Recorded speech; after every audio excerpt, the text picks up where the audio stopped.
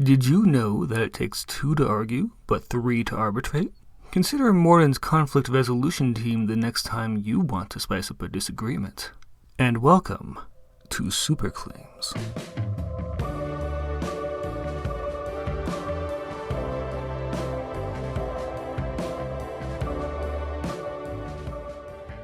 Allow me to begin by welcoming our incoming employees from Dracun Insurance, our most recent partner to join the Morden Insurance family.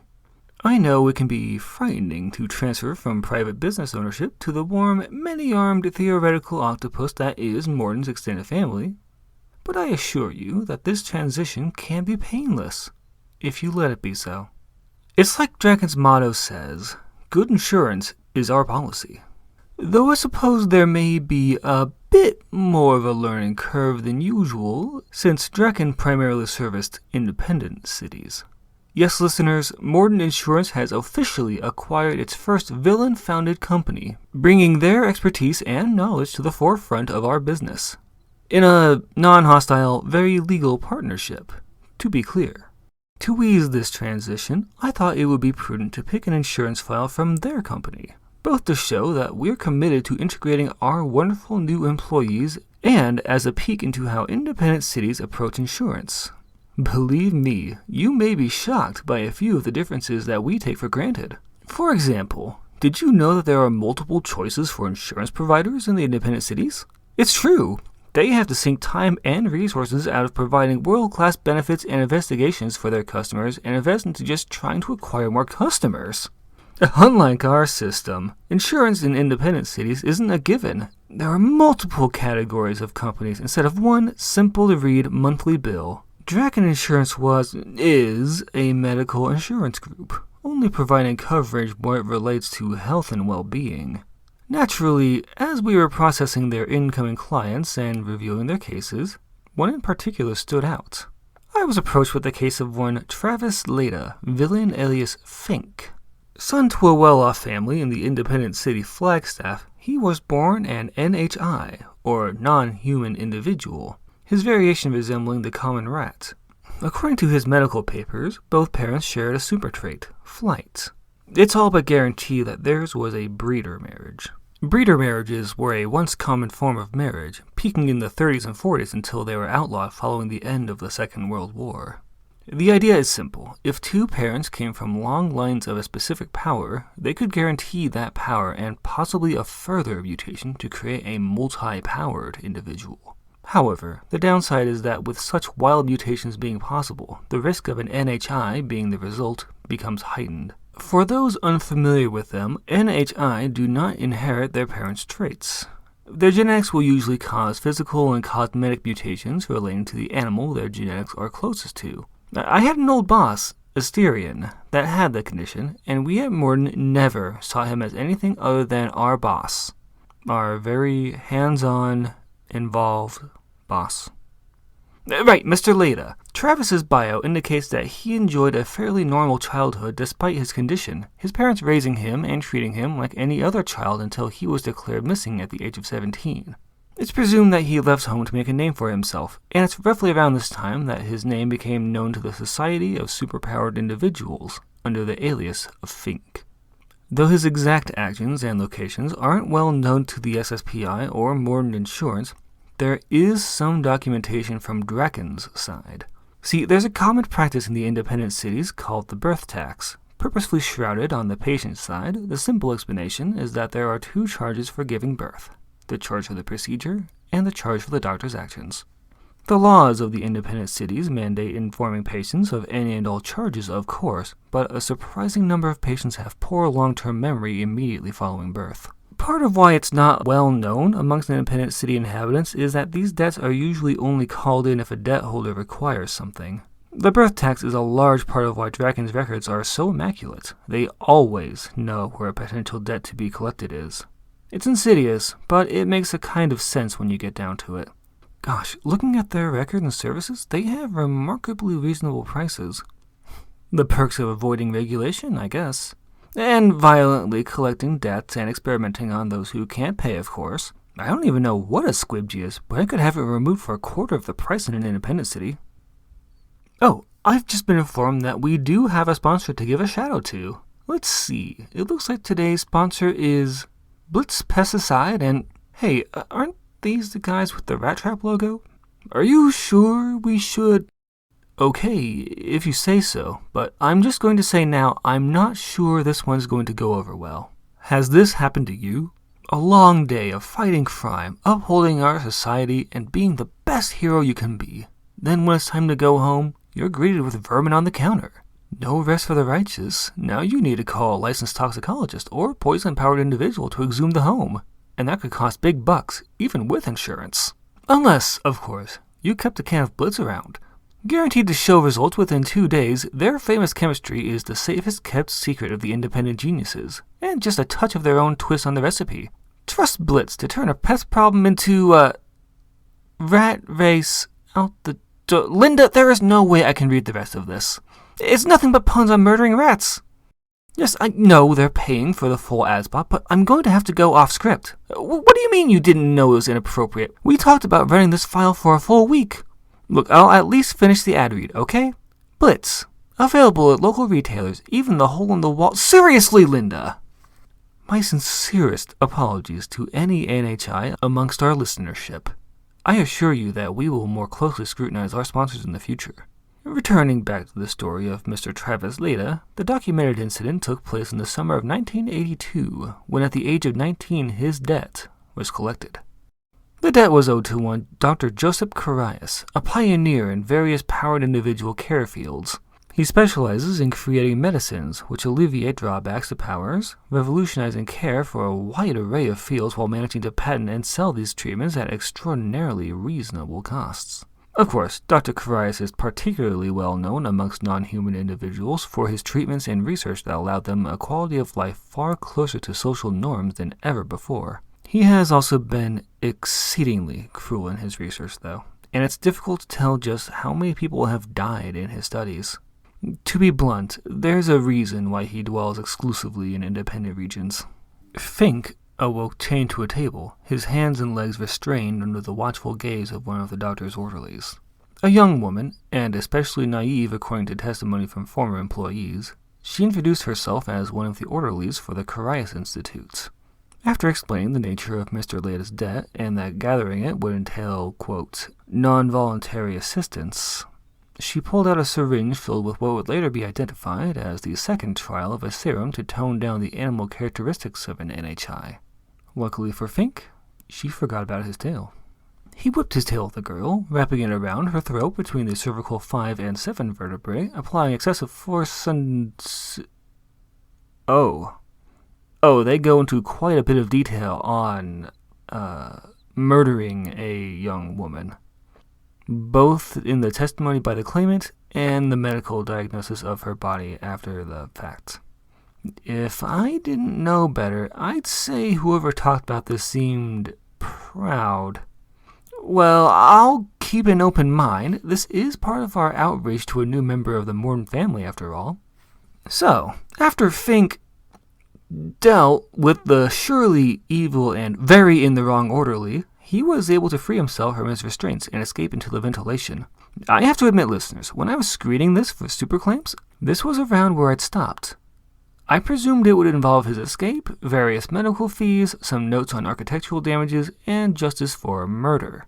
However, looking ahead, this goes on for another few pages. So my apologies if anything that's less than keeping with Morden's broadcast guidelines gets through. Disclaimers aside, let's continue.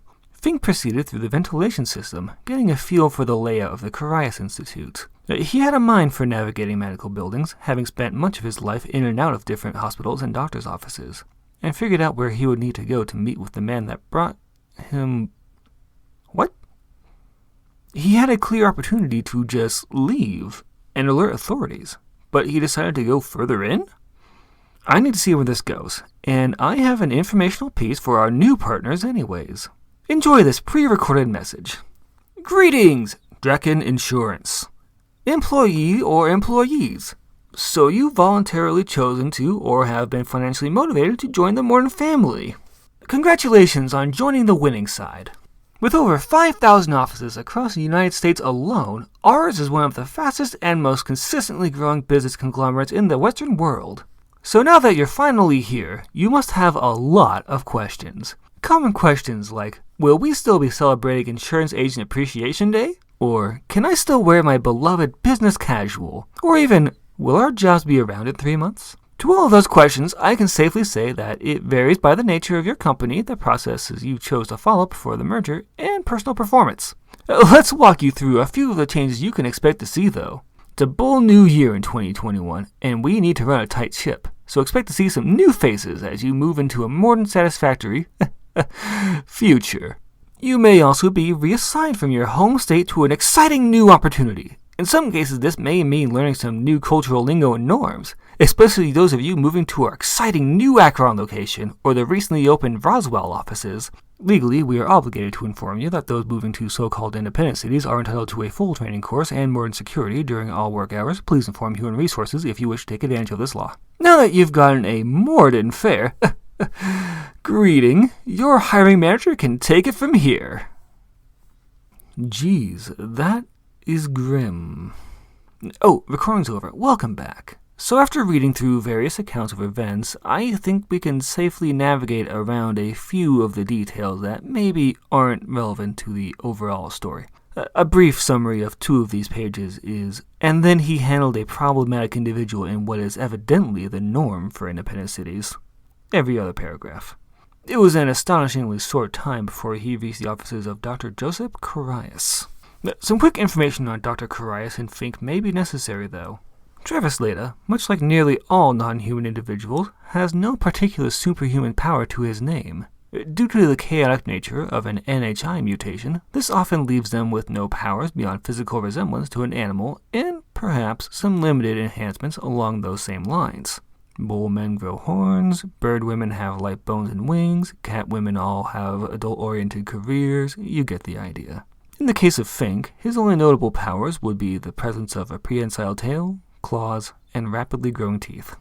Dr. Joseph Carias would be most closely categorized as a B rank power in combat prowess, but A rank for applied use. He's one of very few known transmutation practitioners, able to affect materials through physical contact and spending some form of energy to alter their composition. As is the case with all known transmutation experts, the time it takes to do transmutation is affected by a lot of things, like how simple it is or what it's being turned into. Dr. Carias is one of the best, and I won't pretend to understand why. Although I have been assured it's because he is very smart and good at chemistry. Enough so that he's been deemed an A-rank threat when facing him, when normally a power like this would necessitate a C or B-rank power at most. I knew I should have paid more attention in the hard sciences, because honestly, most of this paperwork about Dr. Carias is beyond me. So, despite Morden Insurance's rules on magic, and rest assured that any claim that would be considered magic-like would go to the appropriate department and not me, I'm going to have to chalk this up to science so advanced it may as well be magic. My apologies for getting derailed. Let's catch back up. Fink saw his prey through the safe place in the vents, knowing that he would need stealth and surprise to stand a chance. Just as he prepared to strike, the doctor threw a vial of some sort directly at his hidden location, causing the vent to dissolve and collapse beneath his weight. The young felon fell, having only a split second to determine a plan. That's when... Linda, please, you're being distracting, and Okay, listeners, I'm going to have to see what Linda needs. Just a moment. I have been informed that our client outreach representatives have some concerns about some of my choices of words and descriptions of non-human individuals, and I would like to take a moment to acknowledge their concerns and right some wrongs. At Morden Insurance, we are always aware of the needs and concerns of all of our clients, because it's your insurance too, and take strides to ensure we speak in neutral terms. Though NHI can vary in their resemblance to other species, it was wrong of me to speak in broad terms regarding their subspecies. There are a sizable portion of NHI who have powers and proudly serve alongside the other heroes of the SSPI, and not all members of a subspecies may have similarities to each other. That can be a hurtful stereotype at even the best of times. Additionally, despite context making it clear it was in jest, we feel it's important to point out that feline NHI are not exclusively employed in the adult entertainment industry. Cindy and HR, I apologize if I made you feel at all singled out or insulted. With that said, we have decided to host one of Morden Insurance's infamously fun sensitivity and awareness classes in the Los Angeles offices, both to bring our new employees up to speed on what we deem acceptable at Morden, and to remind ourselves of how to approach the influx of new employees from independent cities. Come for the catering and sweets, stay for the life lessons. Now, where was I? Right. The rat Fink was slinking through the vents and plotting his next underhanded assassination. Not that has anything to do with his appearance. Honestly, he just seems to be like that. Behavioral issues from pretty much the moment he left home. His criminal history is peppered with incidents similar to this. It has nothing to do with him being a non-human individual. I am digging myself into a hole. I'll be moving on now. Fink fell after being caught by Dr. Carias and had to think fast. Just as he was about to act, a vial of what was later found to be nitric acid was thrown at the man, tragically killing him. That's the most soft-spoken and almost respectful account of death I've seen in this report. No details, no medical records detailing the nature of his demise, and the report seems to end abruptly there. Well, perhaps that's the direct choice of Dr. Joseph. After all, he was rarely ever seen in public after that day. He sustained major injuries somewhere in that time frame, leaving him scarred and out of the public eye. My guess is that his victory with Fink wasn't quite so easily won. It would explain a few of the oddities at the crime scene. The body was nigh unrecognizable, which can be chalked up to the effects of the acid, of course, but there were traces of Travis Leta's blood and flesh found at the scene. I'd like to think the villain put up a heck of a fight, which Carias didn't want acknowledged. And it seems that Dr. Carias had a hitherto unspoken aspiration. See, it was shortly after this incident that he began to rise in Dracun Insurance, no longer content with his position as a research partner to the firm. It was a mere matter of years before he had his first board position, and within the decade, he was the CEO of Dracun Insurance, a position he held until shortly before the merger. I'll be interested to know where he went. Joseph seems to have all but vanished in light of the merger. It is tragic what happened to Travis, though. A young kid who tried to pull himself up by his own bootstraps, cut down before his prime. Let that be a lesson for us all, Dracun Insurance and Morden representative alike. Sometimes you can be born in the hardest position possible, with only a few benefits to your name, like a hugely wealthy family, intimate connections, the finest private schooling and medicine, and a home in a region of the country that largely caters to psychopathic behavior, but still end up being found wanting before a more established organization. I'd like to think that if Fink had made it through this encounter somehow, he'd be proof that a strong power isn't everything. True, you can't outthink someone like Sahu Sakim or the Guardian, but enough bloodlust and underhanded trickery can get you surprisingly far. If he'd survived, I bet he would have made an incredible hire for Morden's sales and merger departments. Oh, which reminds me, for our Dracun Insurance representatives, your business will henceforth be taking the name of Morden Insurance, and you'll be converted to our existing benefits package within the month. We look forward to seeing your innovations and ideas from your past career spur on our eternal growth, particularly those of you coming to our medical department. Welcome to your new life with us, your only employer, Morden Insurance. It's your insurance.